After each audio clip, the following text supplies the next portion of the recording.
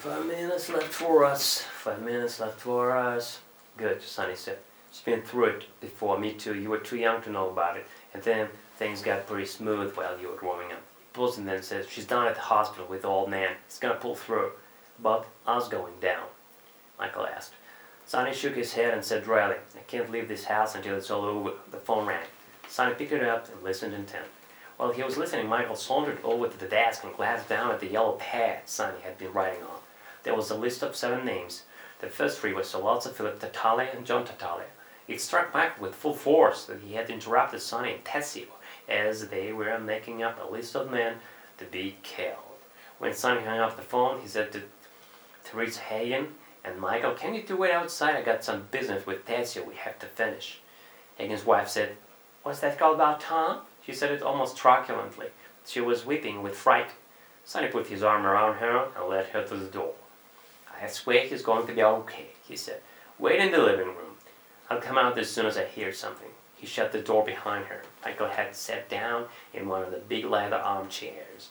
Sonny gave him a quick, sharp look and then went to sit down behind the desk. You hang around me, Mike, he said. You're gonna hear things you don't want to hear. Michael lit a cigarette. I can help out, he said. No, you can't, Sonny said. The old man would be sore as hell if I let you get mixed up in this. Michael stood up and yelled. You lousy bastard! He's my father. I'm not supposed to help him? I can help. I don't have to go out and kill people, but I can help. Stop treating me like a kid brother. I was in the war. I got shot, remember? I killed some Japs. What the hell do you think I'll do when you knock somebody off? Faint? Sonny grinned at him. Pretty soon you'll want me to put up my dukes. Okay, stick around. You can handle the phone. He turned to Tessio. That college just gave me dope we needed. He turned to Michael. Somebody had to finger the old man. It could have been Clemenza, could have been Poligato,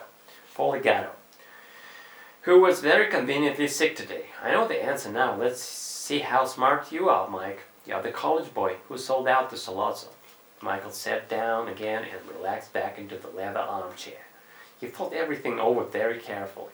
Clemenza was a capo regime intimate friends.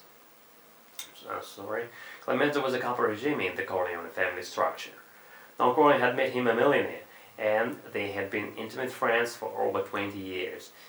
He held one of the most powerful posts in the organization. What could Clemenza gain for betraying his Don? More money? He was rich enough, but then men are always greedy. Always greedy. More power, revenge for some fancied insult or slight, that Hagen had been made the consigliere, or perhaps a businessman's conviction that Sollozzo would win out? No, it was impossible for Clemenza to be a traitor. And then Michael thought sadly, it was only impossible because he didn't want Clemenza to die. The fat man had always brought him gifts when he was growing up, had sometimes taken him on outings when the Don had been too busy. He could not believe that Clemenza was guilty of treachery.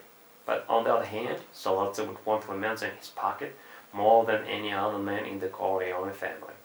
Michael thought about Poligato. Poli as yet had not become rich. He was well thought of.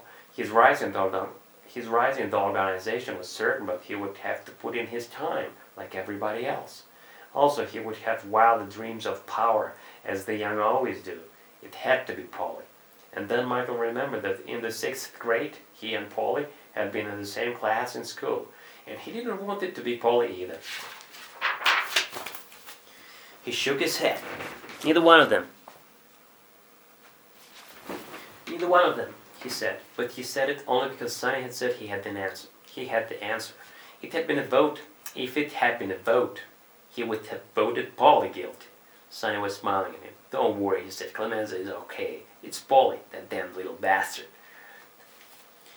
Michael could see that Tessio was relieved. As a fellow capo regime, his sympathy would be with Clemenza. Also, the present situation was not so serious if tragedy did not reach so high.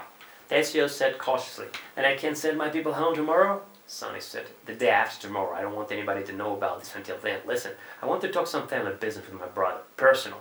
Wait out in the living room, okay? We can finish our list later. You and Clemenza will work together on it." "Sure," Tessio said. He went out. He went out. "How do you know for sure it's Poli?" Michael asked. Sonny said, "We have people in the telephone company, and they tracked down all all of Polly's phone calls in and out.